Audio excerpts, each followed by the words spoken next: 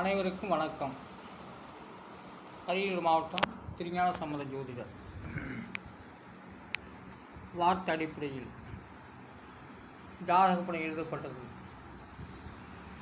வார்த்தை அடிப்படையில் எண்ணினது அமைந்துள்ளது. இந்த தமிழ் எழுதி வார்த்தை அடிப்படையில் அமைந்துள்ளது. ராசி, நட்சத்திரம், கிரகம், பஞ்சபூதம் அனைத்தையுமே இது குறிக்கும்படி இந்த எண்ணினத்தை நான் அமைத்து உள்ளேன். இது தனிப்பட்ட முறையில் தான், தனிப்பட்ட கருத்துக்கள் தான் சொல்லப்பட்டு வருகிறது. அதாவது தோகை, மயிலுக்குத்தான் தோகை. பறவைகளுக்கு தோகை இருந்தாலும் அதுவும் தோகை தான். ஆனால் மற்ற தோகை எடுத்துக்காட்டாது. ஆனால் மயில் விரித்தால் தோகை அப்படியே அழகாக ஆடும். அதான் தோகை 8. தோகைக்கு எண்கிணிதம் 3, 5. அதோடைய எண்கிணிதம் 8. அந்த 8வது எண்கிணிதத்தால் தான் மயில் அப்படியே தோகை விரித்து அழகாக தன்னுடைய முன்பக்கத்தையும் பின்பக்கத்தையும் காட்டும். ரொம்ப அற்புதமாக காட்டும். அது குயில் கத்துனாக்க மிக காடே அதரும். அப்படிப்பட்ட குரலின் ஓசை தோகையில். மயிலுக்கு தோகை இருந்தாலும் அது நல்லா கத்தும். தோகை இல்லைன்னா மயிலுக்கு சப்தம் குறைவு. அதுபோல் ஆண் மயில் அந்த தோகையை விரித்து அப்படி அழகாக நின்று தோகை விரித்து ஆடும்போது இவ்வளோ அற்புதமாக இருக்குது, அழகாக இருக்குது. அத்தனை வண்ணங்களும் அதிலே இருக்குது.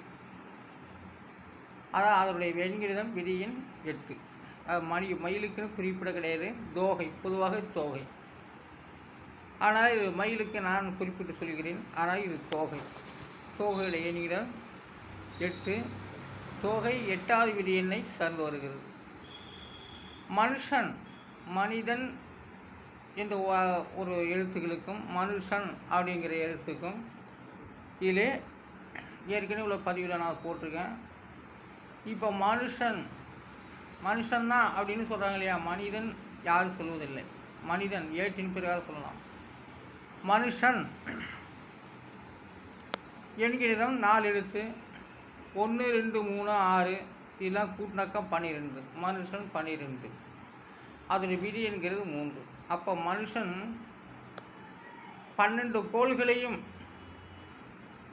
ஆராய்ச்சி செய்யக்கூடியவர். 12 ராசி வீட்டுகளையும் ஆராய்ச்சி செய்யக்கூடியவர். அந்த 12 ராசிக்குள்ளே எத்தனை நட்சத்திரம் இருக்குங்கிறத ஆராய்ச்சி செய்யக்கூடியவர்கள். அதுதான் மனுஷன் 12. அது விதியின் 3. 3 நட்சத்திர அடிப்படையில் ஒரு கிரகங்கள் தோன்றுகிறது. ஒரு கிரகத்துக்கு 3 நட்சத்திரம். அப்போ 3 நட்சத்திரங்கள் 9 கிரகத்துக்கும் 20 நட்சத்திரம். மனுஷன் 12 மொத்தமாக கூட்டாக்க அது விதியின் 3. அப்போ மனுஷன் 12 கோள்களையும் 12 ராசி வீடுகளையும் அனைத்தையுமே சிந்திக்கக்கூடியது. மனுஷன் சும்மா இருந்தாலும் அந்த ராசி வீடு சும்மா இருக்காது. மனுஷனை அப்படியே நினச்சிக்கிட்டே இருக்கும். மனுஷன் மீண்டும் அதையே நினைக்க தூண்டும். என்ன செய்யலாம் அப்படிங்கிறது, அது என்ன செய்யலாங்கிறது சிந்திக்க தோன்றும். ஆனால் அது பொருளாக தோன்றாது நமக்கு. அது ஒரு நேர காலத்தை காட்டக்கூடியது. அந்த நேர காலத்தின் மூலமாகத்தான் யோகங்கள் தோன்றும். அது ஒரு பவரை கொடுக்கும். அது ஒரு மிகப்பெரிய அருட்சக்தியை கொடுக்கும். அருட்சக்தின்னா என்ன? அருட்சக்தி தான் எல்லாத்துக்கும் துணையாக இருக்கும். அருட்சக்தி அவங்களுக்கு மூளை, புத்தி, யூகம், திறமை அனைத்தையுமே கொடுக்கக்கூடியது அந்த அருட்சக்தி. அதான் 12 மனுஷன் 12. அந்த 12 கோள்களையும் ஆராய்ச்சி செய்வதற்கு அருட்சக்தி பயன்படுகிறது. அந்த அருட்சக்தி இல்லை என்றால் எந்த கோள்களுக்கும் போக முடியாது. அருட்சக்திங்கிறது என்ன? திறமை, யூகம், அறிவு. அதுதான் மனிதனுடைய வாழ்க்கையில் கனவாகவும் சிந்தனையாகவும் நினைவாகவும் புத்தியாகவும் அறிவாகவும் தோன்றுகிறது. அது அருட்சக்தி. ஆகவே மனுஷன் வந்து 12, அதோட விதி என்கிறது 3.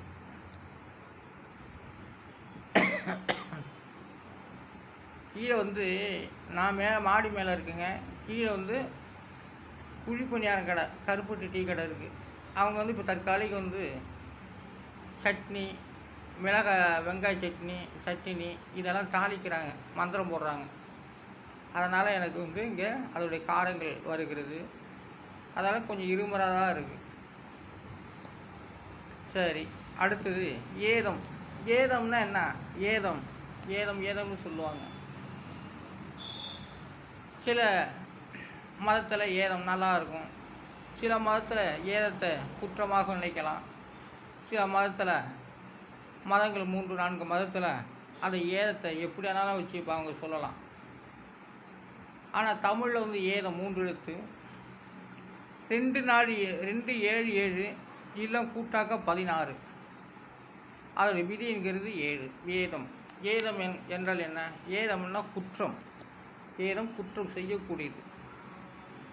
ஏதம் குற்றம் செய்யக்கூடியது. அதுதான் தமிழில் வந்து ஏதம் என்று சொல்லப்படுகிறது. ஏதம்னா குற்றம்தான். துகள் 3 எழுத்து, 9, அதுக்குரிய எண்களில் 9, 1, 4 இதெல்லாம் கூட்டினாக்கா 14. அதனுடைய விதி என்கிறது 5. பாருங்கள், ஏதம் விதி எண் 7, துகள் அதுவும் குற்றம்தான். துகளுக்கு எண்கிணதும் 5. ஏதம் கேந்திரத்தை குறிக்கிறது, துகள் திரிகோணத்தை குறிக்கிறது. அது ஏதம் 7வது எண்ணி குற்றமாக நடக்கிறது. இது துகள் 5வது எண், இது குற்றம். இது திரிகோணத்தில் 5வது விதி எண்ணாக இது துகள் 5வது விதி எண்ணை குறிப்பிடுகிறது. துகள் குற்றம். துகள் என்ன? கடவுளுடைய கண்டுபிடிப்புன்னு சொல்கிறாங்க. அந்த துகள் ஒரு நேரத்தில் வந்து ஏதோ ஒரு நாட்டில் கடவுள் துகள் கண்டுபிடிச்சேன் அப்படின்னு சொல்கிறாங்க. அது கடவுள் துகள் கண்டுபிடிச்சிட்டா சொன்னாங்க. எங்கே கடவுளை கண்டாங்க? அது துகள். அது துகள் என்பது குற்றமானது. தமிழ் வந்து குற்றம்னு சொல்லுது. துகள், கடவுள் துகள் அது வேறு. இது துகள் குற்றம் 5வது விதி எண்ணை நாடுகிறது. மடமை 3 எழுத்து. மடமைன்னா இளமைன்னு சொல்கிறது. நம்ம தமிழில் வந்து மடமை, இளமை. மடமைக்கு வந்து 3 எழுத்து, 1, 5, 5 இதெல்லாம் கூட்டாக்கா 11. அதோடைய விதி என்கிறது 2. மடமைங்கிறது இளமையானது. மடமை இளமையானது. வித்தகனார்னா பொதுவாக வந்து ஜோசிகாரங்களையும் மோளம் தட்டுறவங்கள தான் வித்தகனார்னு சொல்கிறது. வித்துவான், வித்தகனார் அப்படின்னு. அது அப்படி இல்லை. வித்தகனாருங்கிறது கல்வியாளர். அவர் ஒரு அறிஞர்னு பேர். வித்தகனாங்கிறது அறிஞர். ஜோசிகாரெல்லாம் வித்தகர் அப்படின்னு போட்டுக்கிறாங்க. அவங்க அறிஞரா? கிடையவே கிடையாது. வித்தகனார் எண்கணிதம் 1 4 7 1 7 7. இதோட மொத்தமாக கூட்டினாக்க 29. அது விதி என்கிறது 2. அதை வித்தகனார் 2ஆம் இடத்து கல்வியை சொல்கிறாங்க. 5ஆம் இடத்தையும் நம்ம சொல்லலாம். அதனால் வித்தகனார் கல்வியாளர். வித்தகனார் என்ற வார்த்தைக்கு கல்வியாளர் என்று சொல்ல வேண்டும். அவர்தான் வித்தகனார் என்பது அறிஞரை குறிக்கும். தத்துவம். வித்தகனார் கல்வியாளர். அவர் ஒரு அறிஞர். அவர் ஒரு பெரிய உலகத்திலுடைய ஒரு பிரதிநிதியாகவும் இருக்கலாம்.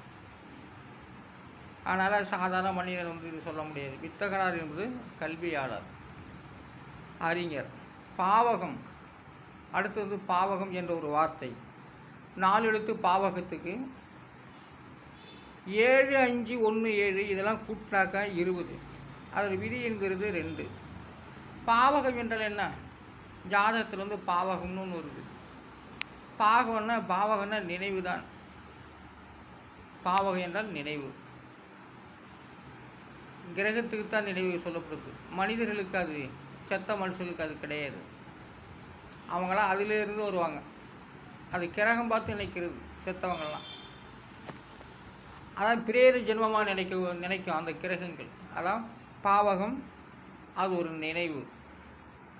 அது நம்மளை நினச்சிக்கிட்டு தான் இருக்குது. பாவகம்னா நினைவு, பழைய சிந்தனை.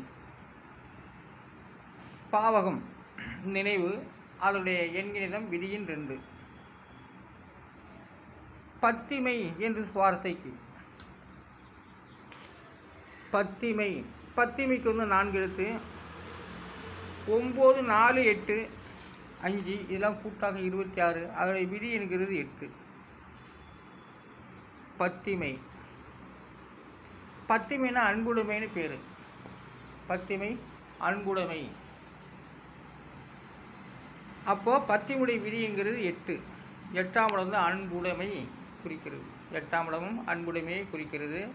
நல்ல கிரகங்கள் எல்லாமே இருந்துட்டா அது 8வது எண்கணிதத்தை குறிக்கிறது. பத்திமை, அன்புடைமை என்று சொல்லக்கூடிய வார்த்தைகள், அது விதி எண் 8.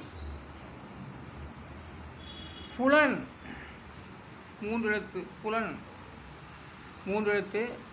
அதுக்கு எண்கணிதம் 2, 4, 6 அதெல்லாம் கூட்டாக்க 12. அது விதி என்கிறது 3. புலன் மன அறிவுன்னு பேர் அதுக்கு. புலன் என்றால் மன அறிவு.